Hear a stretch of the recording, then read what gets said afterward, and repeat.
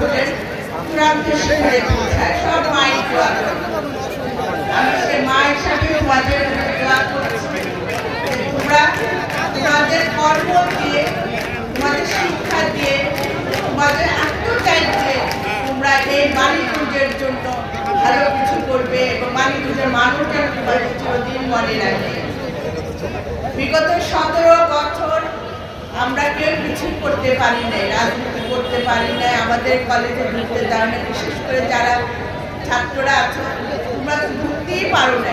আজকে 17 বছর পরে তোমরা এখানে একত্রিত হয়েছো, তোমাদের সেটা মনে রাখতে হবে এবং বিগত দুঃশাসনের কথা মনে রাখতে হবে। দুঃশাসনকে ভুলে গেলে, আমরা যদি আমাদের অতীতের কথা ভুলে যাই তাহলে কিন্তু আমরা আমাদের সামনে আগাতে পারবো না। অতীত থেকে আমাদের, অতীতের ইতিহাস থেকে আমাদের অনেক শিক্ষাও নিতে হবে।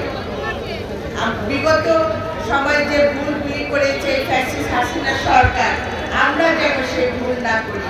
আমাদের রাজনীতি অবশ্যই করবো, ছাত্ররা রাজনীতি অবশ্যই করবে। ছাত্র রাজনীতি দিয়েই তো দেশের পরিবর্তন এসেছে বিগত সময়, আগামীতেও আসবে। সেই ছাত্র রাজনীতিকে একটা সুন্দর পরিবেশের মধ্যে রাখতে হবে।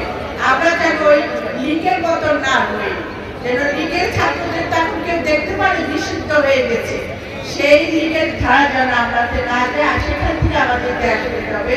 আমরা আমাদের টিচারদের সম্মান দিব, আমরা আমাদের সহকর্মীদের কি করবো, তাদের নিরাপত্তার ব্যবস্থা করবো। এই কলেজে যারা পড়াশোনা করছে প্রত্যেকটা ছাত্রছাত্রী তোমাদের ভাই বোন, তাদের দেখা দায়িত্ব, তাদের নিরাপত্তা দেওয়ার দায়িত্বটা তোমাদের, তাদের সুস্থ পরিবেশে পড়াশোনা করতে পারে সেটা দায়িত্ব তোমাদের।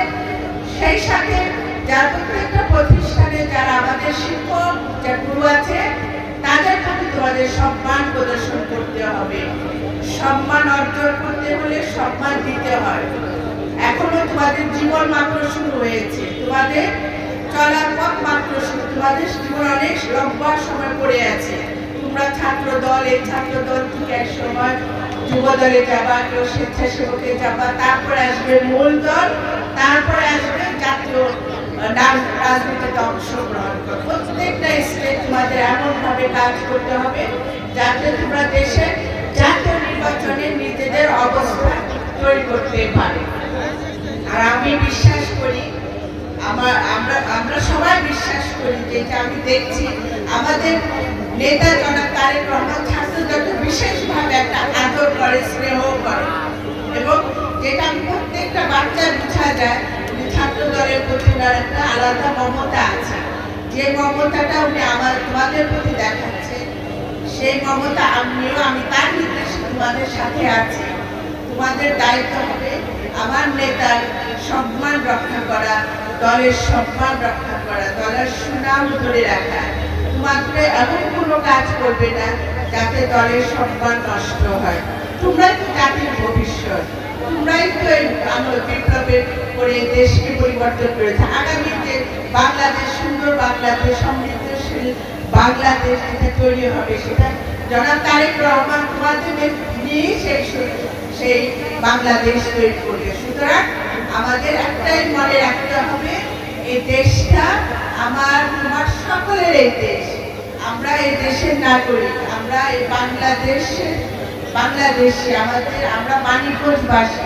এই জাতীয়তাবাদ নিয়ে আমাদের সামনের দিকে আগাতে হবে, তাহলে আমরা আমাদের মূল লক্ষ্যে পৌঁছাতে পারব।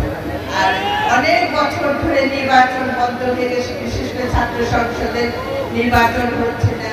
এখানে ঢাকা থেকে যারা এসেছেন, সভাপতি এসেছেন, তারাই বলবেন আগামীতে কিভাবে এই ছাত্র সংসদের নির্বাচন করতে হবে। এখানে যেহেতু কেন্দ্রের থেকে নেতৃবৃন্দ এসেছে, আমি তাদের কাছে অনুরোধ করবো সংগঠনকে বুঝাতে হবে। সাংগঠনিক কাজটা যদি স্মুথলি করতে হয়, সঠিক সংগঠন ছাড়া, সঠিক সাংগঠনিক নেতা কর্মী ছাড়া সংগঠন বোঝানো যাবে না।